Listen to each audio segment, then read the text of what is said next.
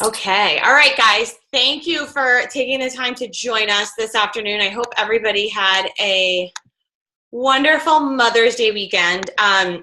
We have a guest speaker today that I'm so excited to have on the call. So I am going to jump right in and turn it over to her because she is a great person to hear from, especially to talk about never giving up. Pretty much anything in this business, I would totally take her advice on. She is a 10-star diamond coach.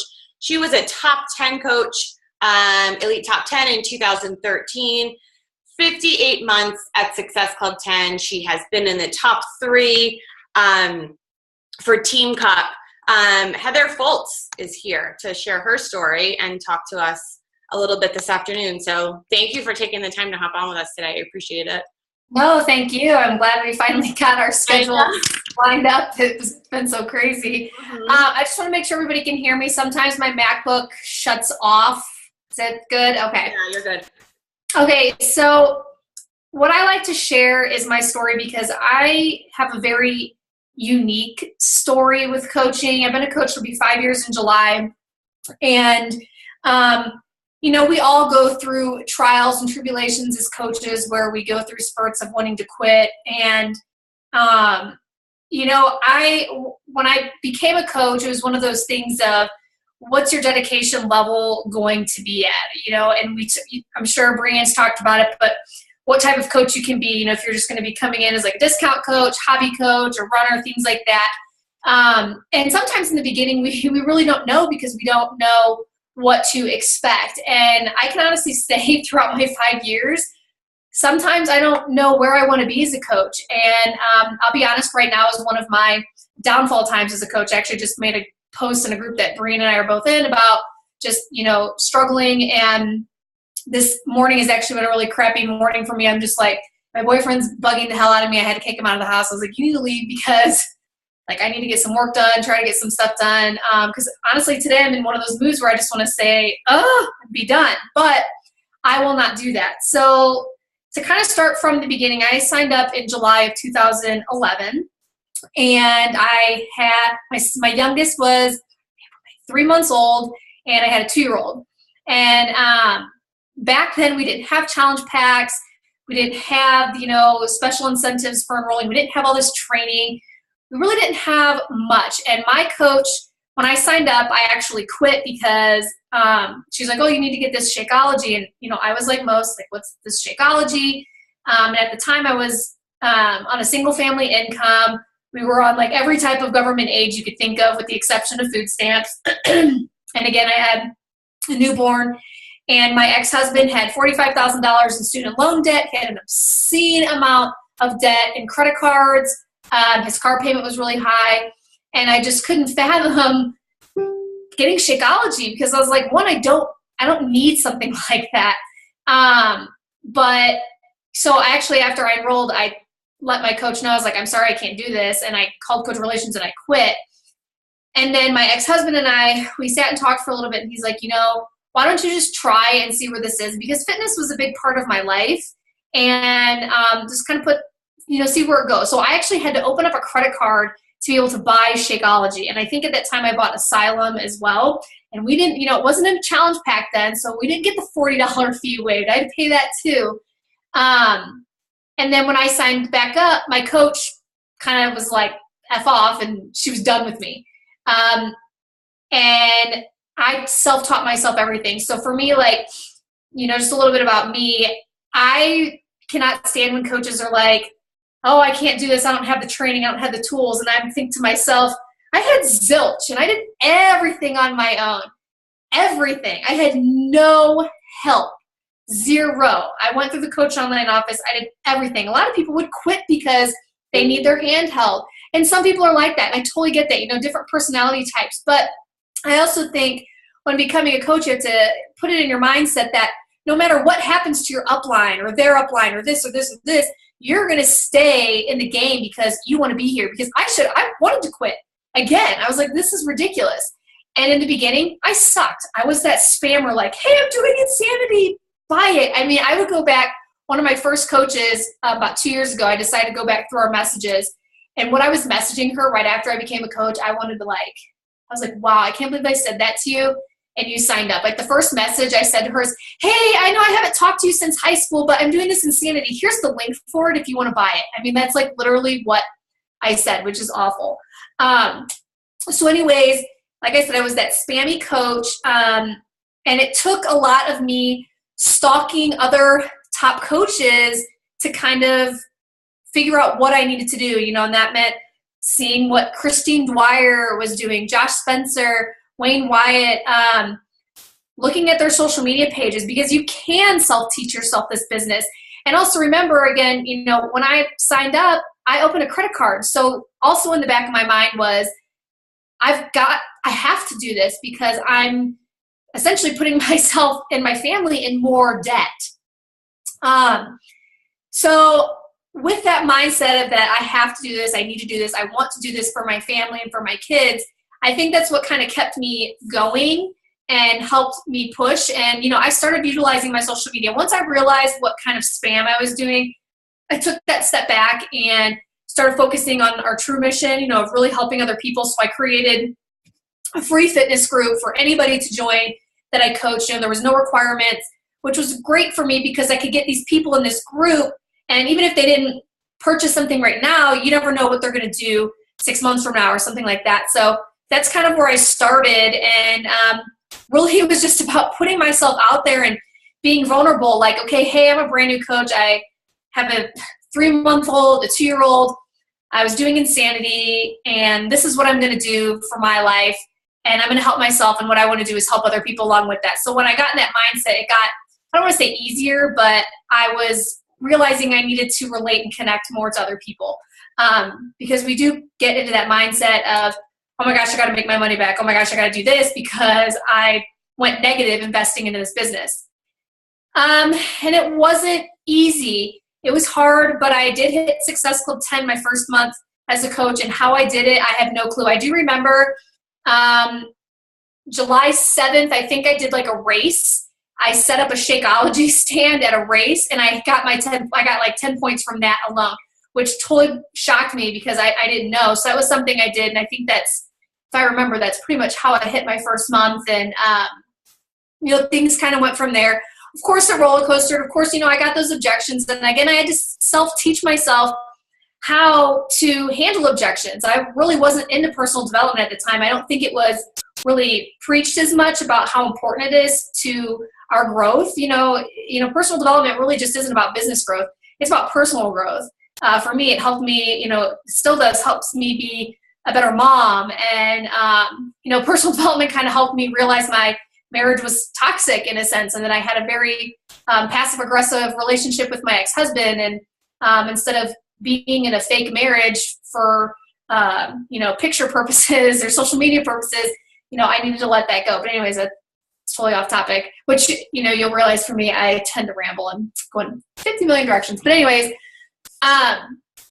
so I hit Success Club 10 consecutively, and I remember seeing there was the leadership retreat that year in September, and at the time it was 1-star qualification to go, and I was like an emerald coach or something at the time, and I saw that, and I was like, oh my gosh, I need to be there, because to me leadership is the best event, and I'm sure Brianne can agree to that because it's intimate, there's less people, people are at different, we're, not that it matters what level you are at in your business, but those who have hit a certain rank, they've hit different milestones and different types of obstacles, I guess, in your business by then. So it's nice to be able to relate. And plus, it's, Summit is one of the best events you can go to for your business, but leadership to me helps you bond and grow more and reminds you of the community that you're in.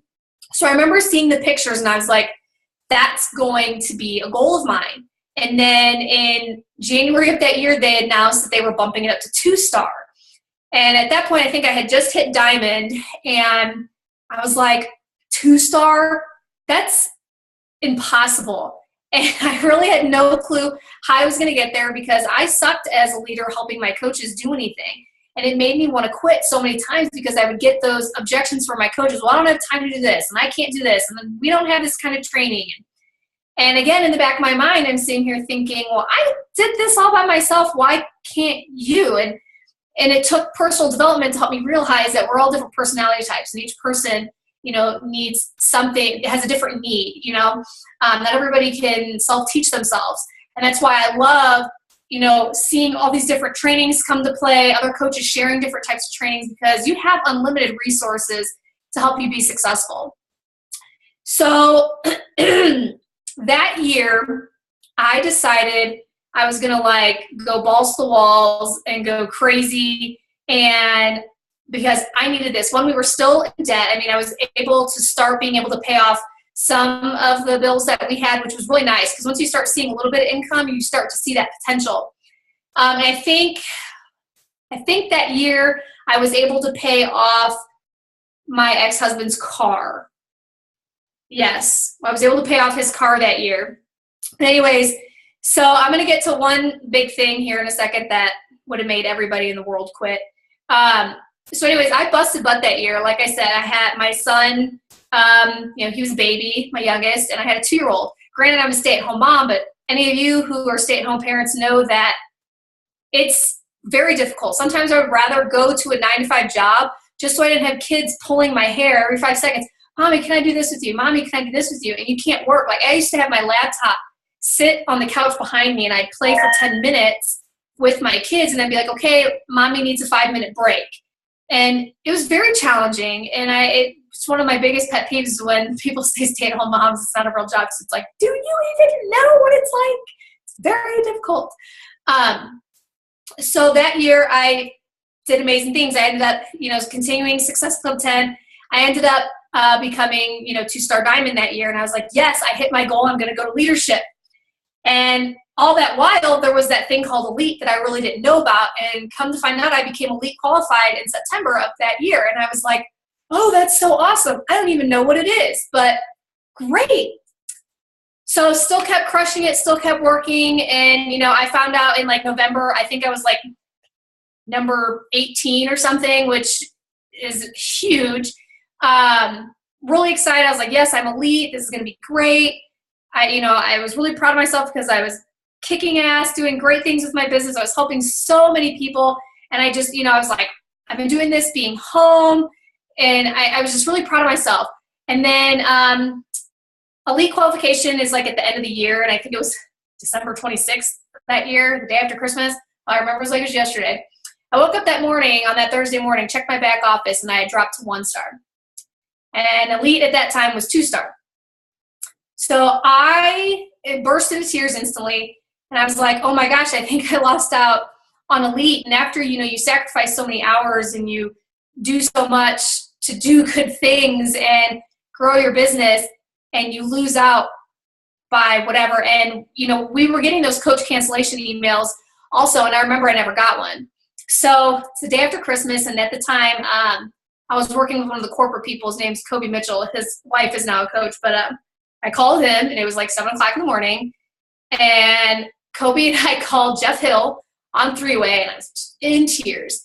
And I told him about the technical glitch. I was like, nobody got this email, because I think it was my ex-husband's account that fell from Diamond to Emerald, and a coach under him, and nobody got the email.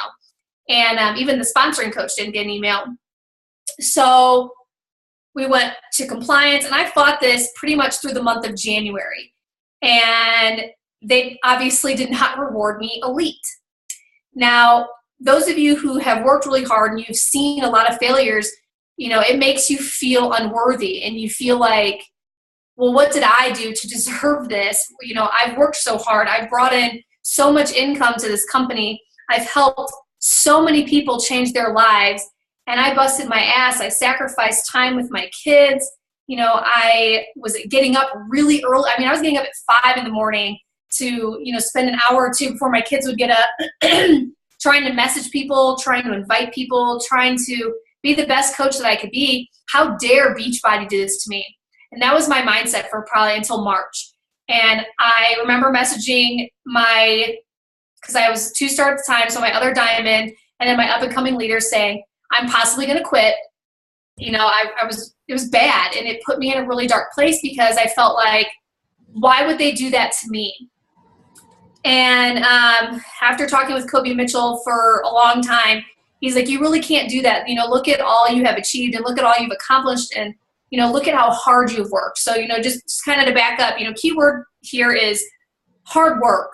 What you're going to put into this business is what you're going to get out of it.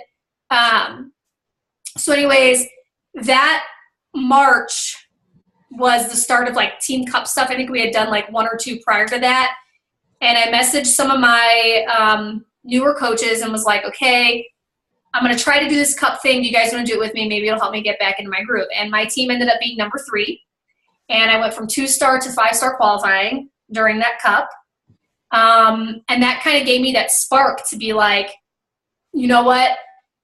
Kobe's right. My coaches were right. My friends were right. Why give up on something when I know the potential's there? Yes, I failed drastically. It was a technical glitch and I didn't get awarded elite. That sucks. It was awful. And I was really depressed for a really long time. But to see that overall, this is a business at the end of the day. My income was growing. We were paying, I think at that time, we had almost paid off all of my ex-husband's student loan debt. So that was going to be his car gone, student loan debt. And when we got married, I even said to him, I said, all right, I'm accepting dying with your student loans. Like I planned on having them be married with us because it was so much. So we came in 3rd. And at that point I was like, all right, I'm going to do this. And my main focus at that point was just totally releasing myself and not worrying so much about me. As long as I continued, connecting with new people, inviting new people, and that's when I started really digging into personal development so I can better myself so I wasn't depressed and got so upset over little failures that always made me want to quit. I'm just going to keep going. So then that year, that was 2013, my grandfather started to get sick. And, well, he's been sick. He was sick for a long time, but he had lymphoma and cirrhosis of the liver. And the cirrhosis was really taking a toll on him. And I at the time I lived in Minnesota and my family's all from Missouri. So it was hard to not be able to be home, but to get calls from my sister, saying we're not sure how much longer he's going to live, blah, blah, blah. So, I'm trying to keep this positive focus, trying to keep things going with my business and helping my coaches and recruiting and doing all these things. And, when you have something in your life going on, it stays in the back of your mind. Anyways, to flash forward to November of 2013, I think it was around September, I realized I had a fighting shot for top 10. And how awesome would that be to come back, losing elite, coming back top 10 coach? Like, screw you, Beachbody. No, I'm just kidding. But how would that be? Well, then I got the call from my mom at the end of November. It was right before Thanksgiving. And she said, you need to get on a plane and come home because your grandfather's going to die. And he died that night. We came in. And I called Kobe Mitchell and I said, I'm not doing this. I'm not fighting for a top 10 because I think I was number 11 or something. And even though it's only 1 spot away, that is a lot of work to put in to fight for top 10. That's, 2-3 points. And that means I needed to have all my coaches be hitting Success Club in December. And I didn't care. And I remember Kobe saying to me, because I had talked to him a lot when my grandfather was sick, and he's like, your grandfather's really proud of you. How do you think it would make him feel if he knew you gave up? And, I was like, well, I just want to quit. I don't care because I was so depressed. But Kobe always had a way with words with me that made me realize, at the end of the day, this is my full-time job. When somebody passes away in your family, your full-time job is not going to give you 6 months off to mourn. You get 2 or 3 days and you get your ass back in there. This was my family's income. I had to do something. So I still busted ass. My team was, helping me along the way and saying, we're here for you. How can we step up? And I ended up coming in number 9, almost quitting. So I went from losing elite the year before to really wanting to tell Beachbody to screw it and be done, to coming back after a major family loss and hitting number 9 in the company. Flash forward a little bit further, 6 months later, a couple months later, my dad got diagnosed with stage 4 lung cancer. And then he passed away 3 months later, a week before I left for my top 10 trip to Italy. So another major death in my family. Only 2 men in my life besides my kids and my ex-husband had passed away. I have dealt in my downline a lot of people who have dealt with death or like somebody getting injured, like a broken leg, and they quit their businesses over that. And to me, it's like, I think back to the full-time job thing. Like, you can't just quit your full-time job because of something happening in your life. Unless you're treating this as a hobby, unless you're treating this as this doesn't mean anything to you, then you do what you want. But to me, this is my life. This is my income. If I lose Beachbody, I'm going to end up losing my house, you know? So after my dad died and went to Italy, I started thinking about, gosh, I don't have the strength anymore to do this. I don't have the willpower, and it was really draining on me. But I kept going, and I, kept growing my business. And, I guess bottom line is life is going to throw so many curveballs at you. And, we get that objection with new coaches of, well, now's not a good time. And it's like, there's never a good time to do anything, never a good time. But I always find when it's the worst times is the best times to actually do things, because it pushes you outside your comfort zone. It makes you better. It's the same with the objection of, well, I'm not where I'm at where I want to be with my weight loss, so I'm not going to become a coach. Okay, women especially, we're never where we're going to be. We're never happy with our body. It doesn't matter if we look like, a super sexy model, ripped abs. We're still going to hate ourselves in some way, shape, or form and not be good enough, because that's how we are. That's the mentality women put on themselves. So I try to tell people, it really doesn't matter. What matters is being relatable. And what I found out, and not that I was using my family's death as, something to angle my business, but being able to relate to other people who were going through something similar or had experienced something in the past but let go of themselves was something that I was able to be relatable to, like, hey, I totally get it. After my dad died, I remember right after he, like, literally when he passed away in the hospital, a couple hours later, I went back to his house and I raided the fridge and I ate everything in there. I was so sick. I threw up afterwards because I just ate. And then I ate the whole rest of the week. And then I went to Italy for 10 days with Beachbody and ate until I was blue in the face. And I seriously gained 25 pounds in 2 weeks. It was awful. That's how I coped. And being able to relay that story to people that, this is what I did, but now I'm coming back from it. And like I said before, I'm not going to lie. I am in a tough spot in my business right now.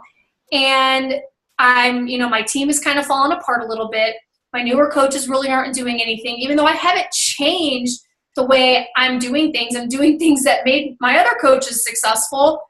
But it makes me feel, well, what am I doing wrong? Am I just not good enough? Should I just quit because who cares? No, I'm not going to quit. Even though I may need to take a step back and only work for, 1 or 2 hours today and be done for the rest of the day, just go outside, enjoy it so I can clear my head. That's what's going to work for me. And that's the freedom we get with this business. Your 9 to 5, no matter how much it stresses you out, your boss isn't going to be like, oh, you're stressed out. Sure, take the rest of the day off.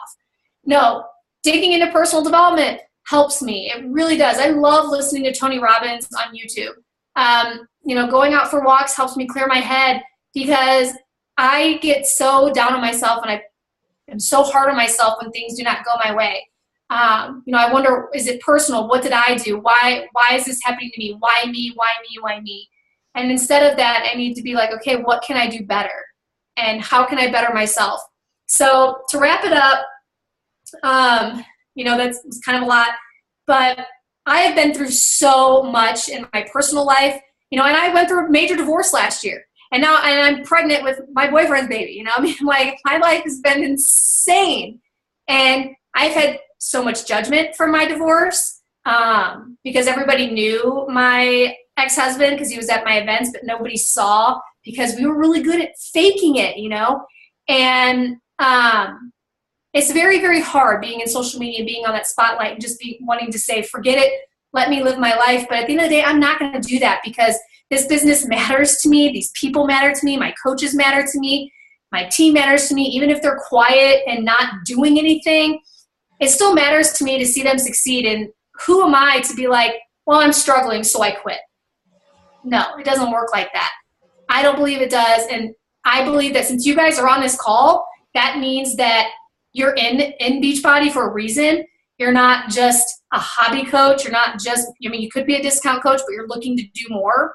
So no matter what failures you have, no matter what bad things are thrown at you, think of the positivities that can come out of it, because this business does bring more positivities than negatives. So again, I go all over the place, but I think that's pretty much it, unless anybody wants to say anything or ask a question or so.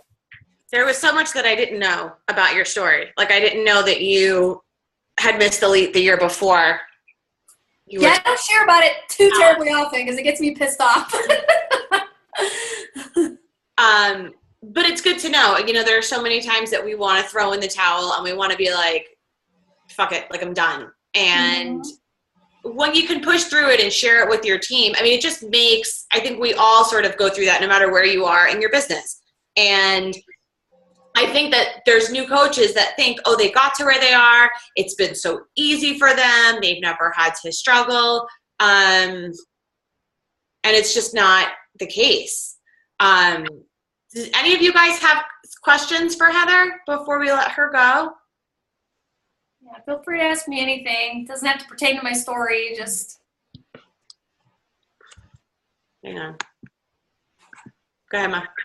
Just want to say thank you for sharing that. It's always good to hear the struggles of the top coaches.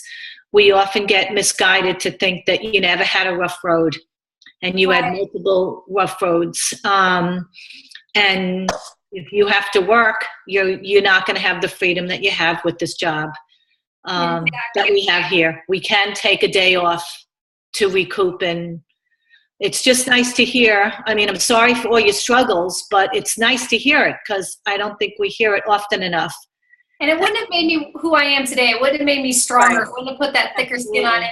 Every top coach struggles. I mean, that's another thing I love going to leadership and hearing, you know, if you know who Christine Dwyer is, she's, you know, I think she's a double 15-star. I don't know.